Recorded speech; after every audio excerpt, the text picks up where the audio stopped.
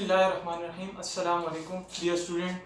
My name is Kashif Imran, and today I am here to give the lecture on topic from class 10, that is law of mass action. What is law of mass action?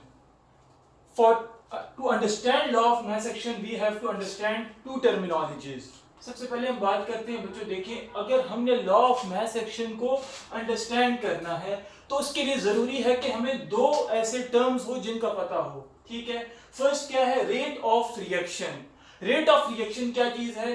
Rate of reaction कहते हैं हमारे जो chemical reaction है इसमें हमारी जो speed है वो कितनी है। अब अगर हमारे पास रिएक्टेंट की कंसंट्रेशन ज्यादा होगी तो रेट ऑफ रिएक्शन हमारे पास ज्यादा होगा। सिंपली रेट ऑफ रिएक्शन हमारे पास स्पीड ऑफ रिएक्शन है। सेकंड वर्ड है active mass. What is active mass? Active mass is the mass which take part in chemical reaction.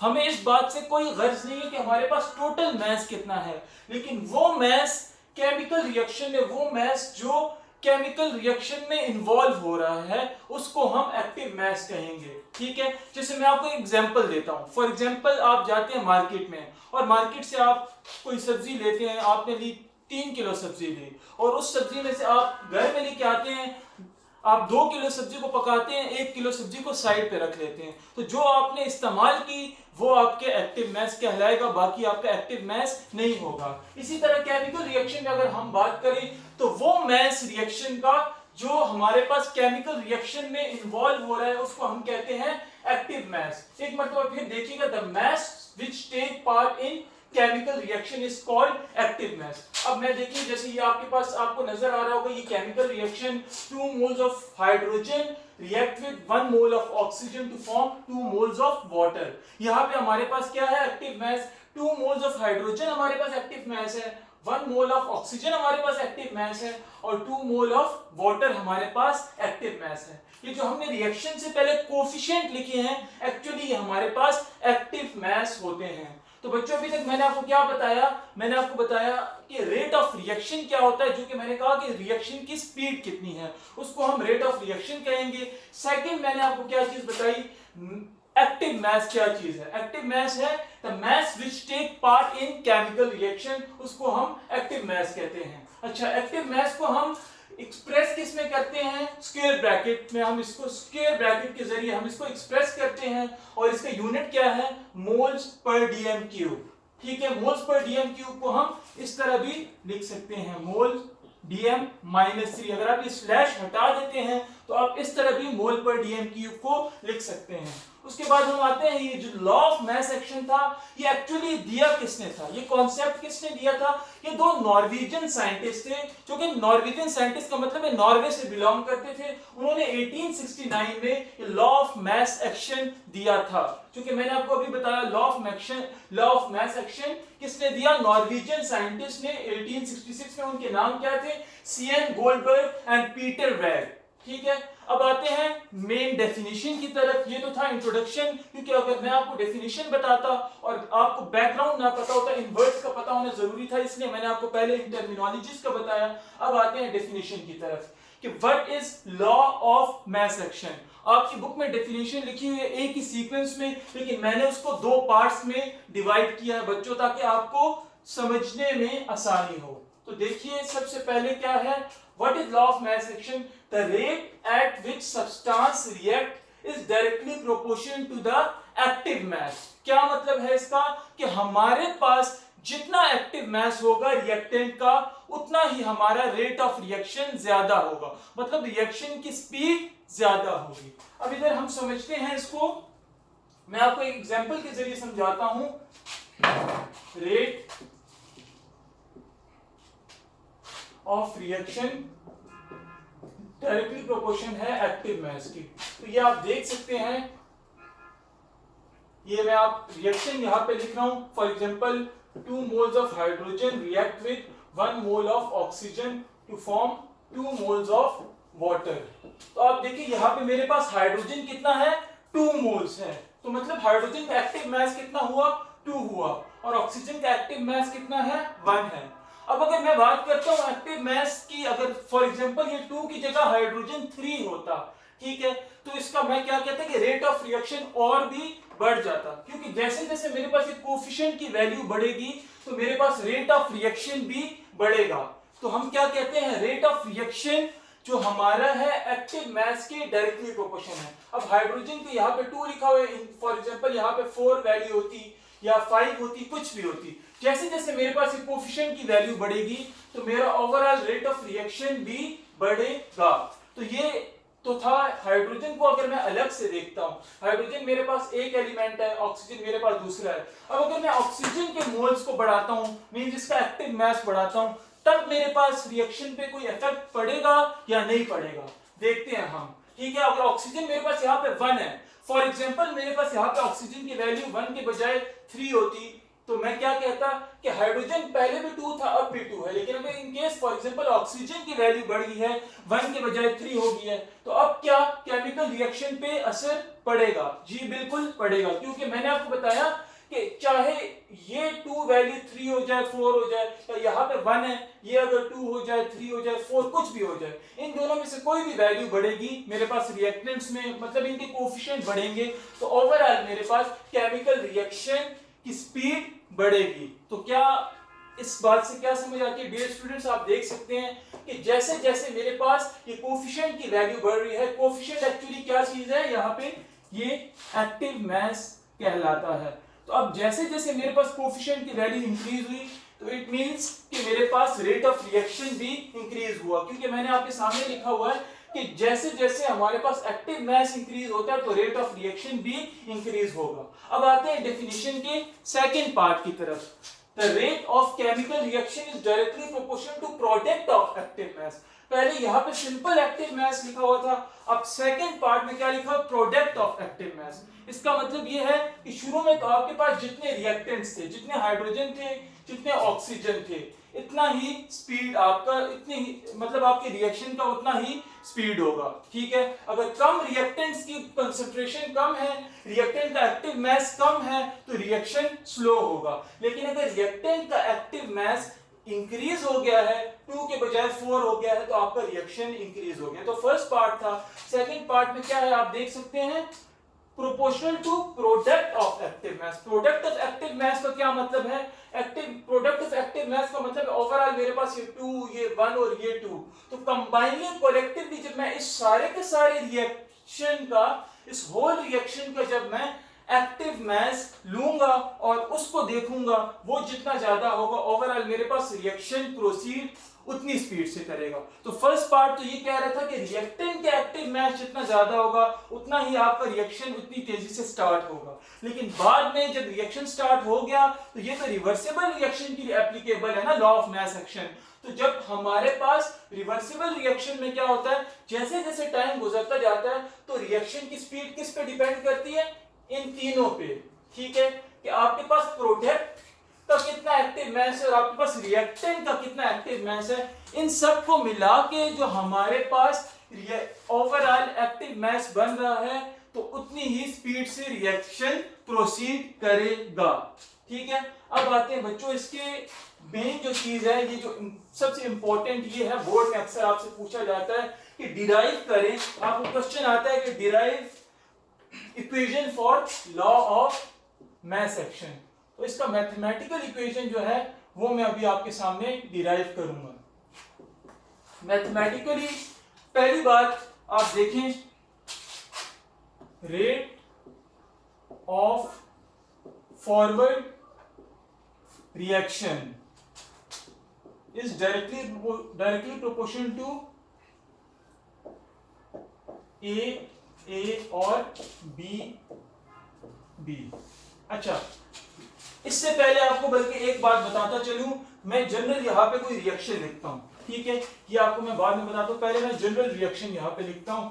ये मैंने लिखा, फॉर एग्जांपल मेरे पास 2 रिएक्टेंट्स हैं, एक रिएक्टेंट है मेरे पास ए, दूसरा रिएक्टेंट है मेरे पास बी, और वो दोनों रिएक्टेंट्स कंबाइन होते हैं, मेरे पास प्रोडक्ट बनते हैं सी और डी। ठीक है, अब ये जो A प्लस बी कंबाइन हुए क्या बना रहे हैं, C प्लस डी।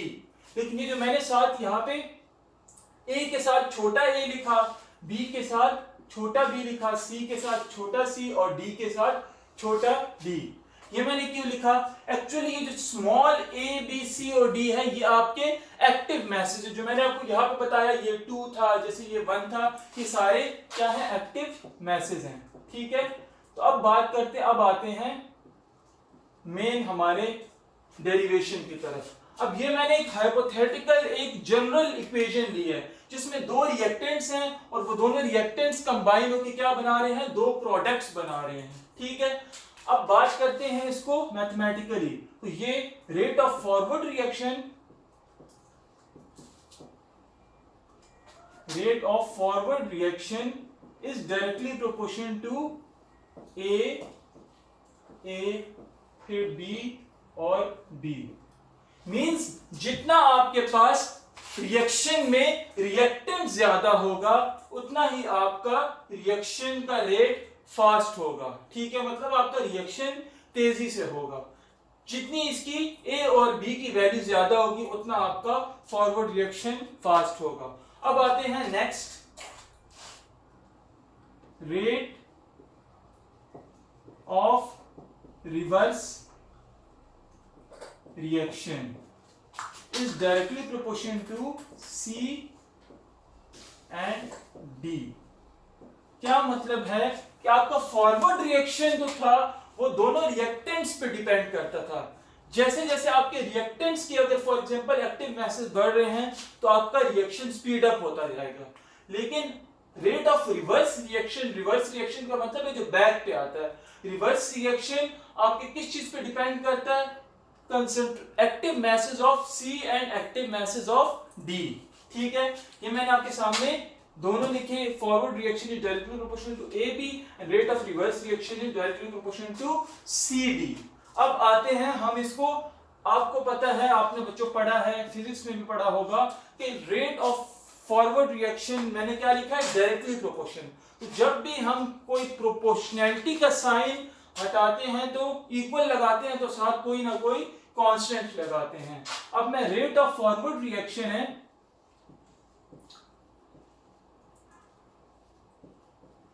प्रोपोर्शनैलिटी का साइन हटाऊंगा तो इक्वल लगाऊंगा और इक्वल के साथ में क्या लगाऊंगा? यहां पे KF। अच्छा, ये मैंने KF क्यों लिखा है? K के साथ मैंने F इसलिए लिखा है कि ये कांस्टेंट हमारे पास क्या है? फॉरवर्ड रिएक्शन के लिए है। इसलिए मैंने प्रोपोर्शनैलिटी का साइन हटा के इक्वल लगाया और साथ में KF लगाया। बाकी एज इट इज आ जाएगा A और B स्मॉल b। ठीक है, अब इसी तरह रिवर्स रिएक्शन की अगर हम बात करें तो rate of reverse reaction is equal to proportionality का साइन फिर से हट गया और इक्वल आ गया।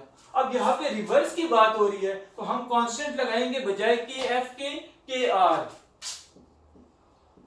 हमने क्यों KR लगाया? क्योंकि ये हमने कांस्टेंट किसके लिए लगाया? रिवर्स रिएक्शन के लिए। तो यहाँ पे KR आ जाएगा और आगे C एंड D। ठीक है, ये इस बात की आपको समझ आ गई होगी। ठीक है, कि rate of forward reaction is directly proportional to AB means जितने रिएक्टेंट होंगे उतना फॉरवर्ड रिएक्शन होगा और जितने प्रोडक्ट बनेंगे उतना बैकवर्ड रिएक्शन होगा। ठीक है, ये तो हमारा यहां तक क्लियर हो गया। बल्कि आगे मैं इधर प्रोसीड करता हूं इसको, क्योंकि वहां पे जगह खत्म हो गई है। अब यहाँ पे क्या है? Rate of forward reaction is equal to KF। ठीक है, अब देखते हैं हम यहाँ पे, अगर हमारे पास इक्विलिब्रियम स्टैब्लिश हो जाए। इक्विलिब्रियम कब स्टैब्लिश होता है? जब हमारे पास फॉरवर्ड और रिवर्स रिएक्शन का रेट इक्वल हो जाए। मतलब रिएक्शन जितना फॉरवर्ड प्रोसीड कर रहा है उतना ही रिएक्शन रिवर्स प्रोसीड कर रहा है। फॉर एग्जांपल, जितना रिएक्शन आगे जा रहा है उतना ही रिएक्शन पीछे आ रहा है, उसको हम कहते हैं इक्विलिब्रियम। तो एट इक्विलिब्रियम, जब हमारे पास इक्विलिब्रियम आएगा तो उस वक्त क्या होगा? मैं ये इक्वेशन आपके सामने उसी इक्वेशन को आगे लिखता हूं। इक्विलिब्रियम में हमारे पास rate of forward reaction is equal to rate of reverse reaction हो जाएगा। ठीक है, क्योंकि इक्विलिब्रियम आ गया ना, तो इक्विलिब्रियम पे मैंने आपको अभी बताया कि फॉरवर्ड और रिवर्स रिएक्शन इक्वल हो जाते हैं, तो यहाँ पे ये दोनों एक दूसरे के इक्वल आ जाएंगे।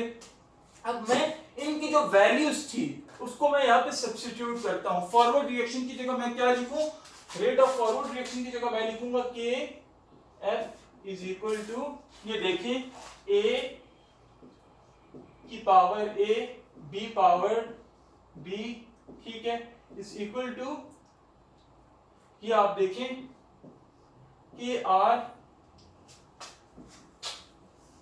सी एंड डी डी। ये हमारे पास इक्विलिब्रियम में ये इक्वेशन बन गई। ठीक है, ये जब हमारे पास इक्विलिब्रियम एस्टैब्लिश हुआ था उस वक्त हमारे पास ये इक्वेशन बनी थी। ठीक है, अब इसको आगे प्रोसीड करते हैं।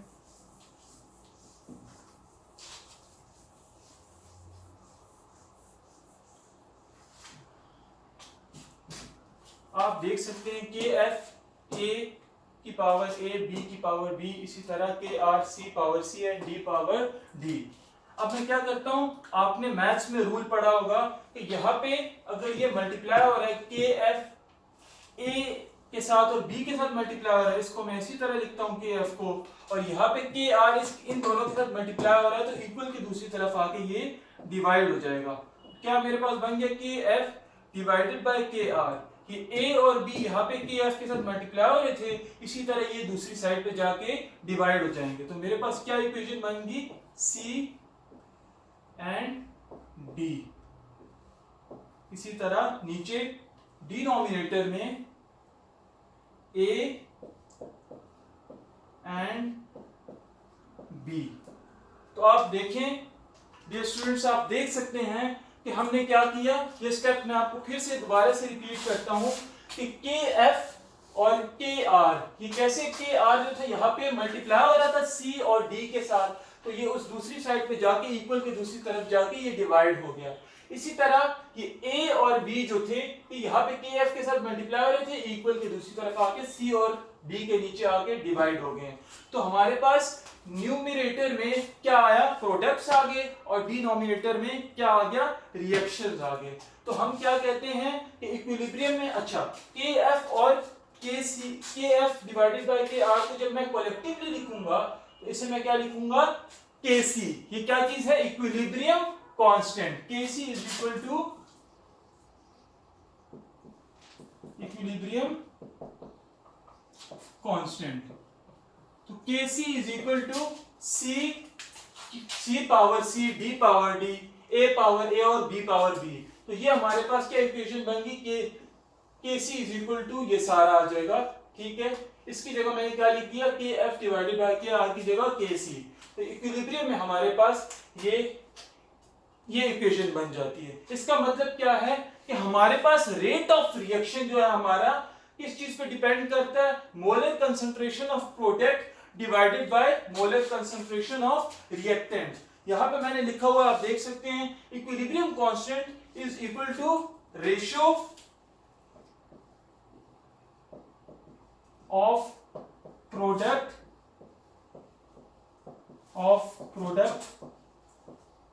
divided by product of reactants। अच्छा, ये जो मैंने प्रोडक्ट लिखा है, आपको पता होगा मैथ्स में हम प्रोडक्ट किसे कहते हैं, मल्टीप्लिकेशन को। तो आप देखिए, प्रोडक्ट ऑफ प्रोडक्ट का मतलब है मल्टीप्लिकेशन ऑफ प्रोडक्ट। इन दोनों प्रोडक्ट्स को जब मैं मल्टीप्लाई करूंगा, ठीक है, डिवाइडेड बाय ये जो इन दोनों रिएक्टेंट्स को मैं आपस में मल्टीप्लाई करूंगा, तो ये जो मैंने प्रोडक्ट ऑफ रिएक्टेंट लिखा है इसका मतलब है मल्टीप्लिकेशन। तो आप देख सकते हैं आपके पास इक्विलिब्रियम कांस्टेंट क्या होता है, product of product divided by product of reactant. ठीक है, ये आपके पास केसी में हमारे पास ये आता है। ये इक्वेशन याद रखनी है आपने कि आपके पास इक्विलिब्रियम कांस्टेंट जब आएगा तो उस वक्त आपके पास क्या होगा कि आपके पास प्रोडक्ट की कंसंट्रेशन कितनी है और आपके पास रिएक्टेंट की कंसंट्रेशन कितनी है। अच्छा, नेक्स्ट आते हैं बच्चों, हम एक एग्जांपल लेते हैं, इससे आपको मजीद अच्छी तरह समझ आएगी। लेट्स सपोज मैं लेता हूं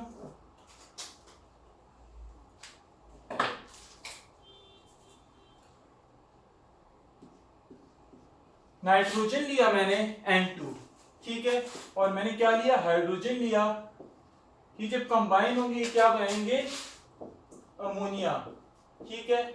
अब आप देख सकते हैं यहाँ पे हाइड्रोजन 6 है, यहाँ पे हाइड्रोजन 2 है, तो यहाँ पे मैं 3 लगाऊंगा इसको बैलेंस करने के लिए। ये हमारे पास इस रिएक्शन को हम क्या कहते हैं, इस प्रोसेस को हम कहते हैं हैबर प्रोसेस। हैबर प्रोसेस से हम क्या करते हैं, अमोनिया प्रिपेयर करते हैं, ठीक है। अब इस हैबर प्रोसेस को जरा मैं एक्सप्लेन करता हूं। इसका अगर मैं इक्विलिब्रियम कांस्टेंट एक्सप्रेशन निकालता हूं, जो केसी एक्सप्रेशन है वो आपको निकाल के बताता हूं, इससे आपको ये टॉपिक क्लियर हो जाएगा। अब आप देख सकते हैं मैंने यहाँ पे क्या लिखा है, ऊपर क्या आता है, प्रोडक्ट आता है, ठीक है। ऊपर क्या आएगा, प्रोडक्ट आएगा, और नीचे क्या आएगा, reactants. Kc is equal to products divided by reactants। तो यहाँ पे मेरे पास प्रोडक्ट क्या है, अमोनिया है, ठीक है। अब मैं यहाँ पे लिखूंगा NH3, और मैंने सेकेंडली आपको बताया था कि ये जो हमारे पास है ये 2, ये क्या है, एक्टिव मैस है, ये जो कोफिशिएंट है, इसको मैं यहाँ पे ऊपर लिख लूंगा, ठीक है। और नीचे हमारे पास रिएक्टेंट्स आ जाएगी, ये दोनों क्या है, रिएक्टेंट्स हैं। मैं लिखता हूं N2, सेकंड मेरे पास क्या है, हाइड्रोजन, ठीक है। हाइड्रोजन का कोफिशिएंट कितना है, 3, तो यहाँ पे क्या आ जाएगा, 3। तो ये मेरे पास क्या बन गई, केसी एक्सप्रेशन बन गई किसकी, हैबर प्रोसेस की। केसी एक्सप्रेशन क्या है, अमोनिया NH3 प्रोडक्ट था और उसके साथ कोफिशिएंट 2 थी, तो 2 पावर आ गई है। इसी तरह हमारे पास क्या है, नाइट्रोजन और हाइड्रोजन रिएक्टेंट्स थे, तो नाइट्रोजन के साथ कुछ भी नहीं था, इसका मतलब है ये 1 है, तो 1 मोल है, यहाँ पे ऊपर कुछ भी नहीं आया पावर में। और आप देख सकते हैं हाइड्रोजन के साथ 3 मोल्स हैं, ठीक है। क्लियर आपको नजर आ रहा है कि हाइड्रोजन 3 मोल्स हैं, तो यहाँ पे मैंने H2 के साथ क्या लिखा, 3 लिखा। ये क्या था हमारे पास, केसी एक्सप्रेशन। ये क्या था, केसी एक्सप्रेशन, इक्विलिब्रियम कांस्टेंट एक्सप्रेशन। अब आते हैं केसी यूनिट, ठीक है। इसी अमोनिया का मैं आपको केसी यूनिट भी फाइंड करके देता हूं, ठीक है। अब आप देखिए केसी एक्सप्रेशन निकालेंगे तो उससे आप केसी यूनिट भी निकाल सकते हैं। कैसे, देखें, ये मेरे पास क्या है, अमोनिया, ये कितने हैं, पावर 2 है ना, ठीक है। इसका मतलब है कि 2 मर्तबा मैं मोल पर डीएम क्यूब, एक मर्तबा फिर मोल पर डीएम क्यूब, क्योंकि ये पावर 2 थी इसलिए मैंने 2 मर्तबा लिखा ऊपर न्यूमरेटर में। अब आते हैं डिनोमिनेटर में, नाइट्रोजन अकेला है, ठीक है, उसके साथ कोई पावर नहीं है, तो एक मर्तबा मैं नाइट्रोजन के लिए लिखूंगा मोल पर डीएम क्यूब। लेकिन आप आगे हाइड्रोजन को अगर देखें तो हाइड्रोजन के ऊपर पावर 3 है, तो मुझे यहाँ पे 3 मर्तबा मोल पर डीएम क्यूब लिखना पड़ेगा। मोल पर डीएम क्यूब, अगेन मोल पर डीएम क्यूब, एंड अगेन मोल पर डीएम क्यूब। अब आप देखें ऊपर 2 मोल पर डीएम क्यूब है, नीचे 4 दफा मोल पर डीएम क्यूब लिखा हुआ, तो इसमें से ये दोनों तो एक दूसरे से कैंसिल हो जाएंगे। नीचे क्या रह जाएगा, 1 ओवर मोल पर डीएम क्यूब और फिर मोल पर डीएम क्यूब। तो अब मैं क्या कर सकता हूं, अब अगर मैं इसको ऊपर ले जाऊं, इसको अगर मैं ऊपर ले जाऊं तो ये मेरे पास क्या हो जाएगा, मोल स्क्वायर माइनस हो जाएगा ना, ये यहाँ पे था, ये 2 थे, मोल और मोल क्या बन गया, मोल स्क्वायर बन गया, ऊपर जाके मोल -2 हो गया, और डीएम आपके पास -3 और -3 -6 है, ठीक है। तो ये ऊपर जाके क्या हो जाएगा, +6 हो जाएगा। तो ये आपके पास क्या बन गई, केसी यूनिट। इसको मैं एक मरतबा फिर एक्सप्लेन करता हूं।